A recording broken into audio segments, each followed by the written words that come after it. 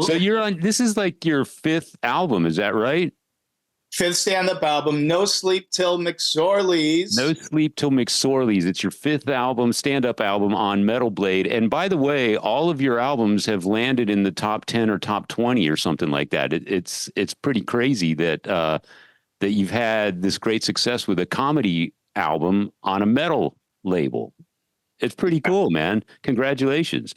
Well, thanks. I mean, all my albums are parodies of my favorite bands. So obviously this time, I'm ashamed it took me 5 albums to actually get to Motorhead, because for me, like Motorhead and Thin Lizzy are 1A, 1B. But this just all came together at the right time. And I always tell people, I know the people who watch this podcast, they like this music, they get the packaging and all that stuff. But you don't have to be a fan of hard rock and metal to enjoy what's on the inside, even though I do talk about music as far as part of the content of the album. But you don't have to be a fan of this music to enjoy the album. You just got to be a fan of comedy. Right. Yeah, or I got whatever that. it is I do. Yeah. Well, it's something that closely resembles comedy. Well, so we should tell people the name of the album is called No Sleep Till McSorley's, and it's obviously an homage to Motorhead, No Sleep Till Hammersmith. Why McSorley's? Tell us about this joint. Why is it near and dear to your heart? Have you never been there, or are you just playing the we don't know. I've never been there. I live in Texas. We don't know what a McSorley's is. Fill us in. It's the oldest pub in New York City, and like so old, literally Abe Lincoln drank at McSorley's. And it's the kind of place where you go in with a bunch of friends and you sit at a big old wooden table and there's sawdust on the floor. And if there's seats at your open at your table, they put people next to you from all over the world. And, 2 hours later, you're best friends with people from Canada. You're going to Norway for the summer, and you're going to crash with your new friends that you met from Norway. And you sit there and drink McSorley's ale and you solve all the world's problems. And so when I put this set together, that's what this set is. It's solving all the world's problems. So I'm like, what a better place to do it than McSorley's in front of a bunch of beer drinkers and hellraisers. It just sounds like a DNA experiment. It sounds like a Monsters of Rock cruise. It's like all of a sudden you're best friends with somebody from, Arizona and Mexico, and, you're making plans for next year already. Well, it's like that without the STDs. I think it sounds like a perfect place for you to do your whatever it is you do. Comedy adjacent. Right. But back to what I was going to say, crossover by way of, you're doing parody, at least the album covers are, and you mentioned the cruises and that metal show and accolades, as well as your fandom of, rock and roll music, heavy metal music, whatever. And that's what makes it crossover, because with the likes of your stylings, you could say Dice is in there. You're an old school comic in a new era. And I that's attractive, number one, whether there's the spinoff of rock music involved at all. And I feel like it's a small club I tried to think of as many stand-up comedians who have a potty mouth like you, who sorry. That you're not allowed to say potty. That have you're not allowed to say mouth, Dave. So Jim Brewer, that have the rock and roll, the heavy metal involved in their act. And Jim Brewer is like, if I go back, he's like maybe the guy that I first heard talking about rock and roll artists within his material. But then, I heard about you and Jim and just what you guys do as a team and beyond the threesomes.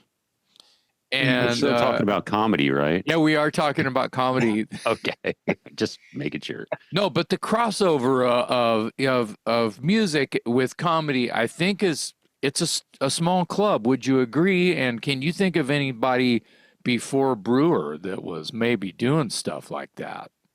Oh man, well, it used to be like back in the 70s, it was really cool for a comic to open for bands. Like the Yeah. 70s and then even into the 80s, like, Dice opened for Guns N' Roses at the Rose Bowl, and, Kinnison, had the whole thing with the Wild Thing with all the Sunset Strip guys, and Sam Bobcat Goldthwait used to go out and open for rock bands. I think he did the first tour in America with Nirvana, actually. Okay, see, so you're seasoned and schooled in the information that I'm kind of dabbling in order to ask you the question. Yeah, you just answered the question.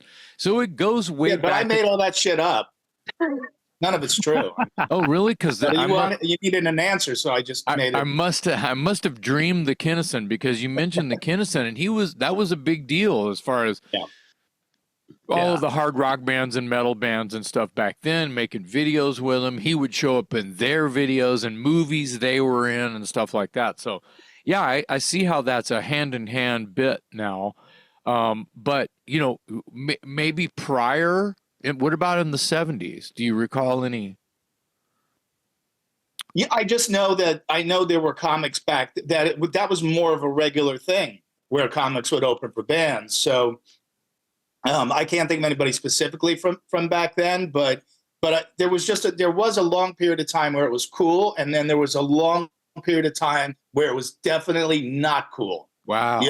And it was not cool basically from grunge on until we started doing that metal show, and people would come on and ask if, like Dee Snider was the first one to come on and say, hey, Don and Jim, would you like to open for Twisted Sister? And we're like, yeah, of course. We learned how to say motherfucker on stage because of you, Dee. Yeah.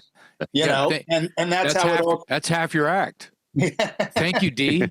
Thank you, Dee. Yeah. Yeah, like you because you get a lot of inspiration. I've always gotten a lot of inspiration from rock frontmen, just as much as comics. So to me, it was always I always thought it was a cool thing, and I was happy I wear it on my sleeve as a badge of honor now that I, not only do I play the comedy clubs, but I get to go out and do it with bands too. And I think crowds are definitely more open-minded to it as well.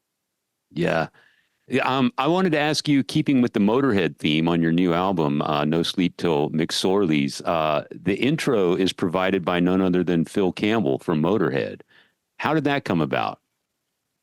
Here's why this album was meant to be exactly the way it came out. Because I was in McSorley's with all the people that work with me on this album, in terms of the guy who directed. There'll be a video special as well, and the guy who built the stage and the engineer. Like we're all drinking buddies. So we were in McSorley's, all having McSorley's ale one day, and I'm saying, where should I record this album? And as I'm looking around, I'm going, wait a minute, I should do it right here. And within an hour, I renegotiated my deal with Metal Blade.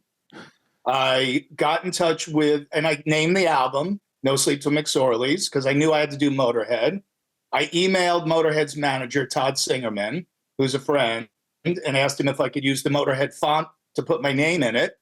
And he goes, anything you want. So, of course, I write back, how about the original artwork from No Sleep Till Hammersmith? And he sent it, even the back cover, too. He sent it to me.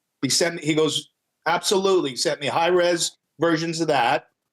I texted Phil Campbell to see if he'd do the guitar intro and outro. And I got the owner of McSorley's on the phone and said, hey, I know you don't really do performances here, but I'd like to do my comedy album here. And I said, how much would it be to rent it out for the night? And she goes, how long you been coming here? I said, like 30 years. She goes, you paid enough. Oh, yeah. Yeah. So in 1 hour of day drinking, it all came together. So it was meant to be. That McSorley's ale is some magical elixir, isn't it? Yes, it is. Man, that's Wow. a huge triumph. Yeah. That's amazing. I love that you're sort of putting the spotlight on this club that I never heard of, but obviously it's near and dear to the people in that region, in that area. And I'm sure they were like, if I owned the club, I'd say, sure, man, record your album in my place. That'd be awesome. It's an old pub, isn't it? It's just a pub. Yeah, Abe Lincoln drank there, apparently.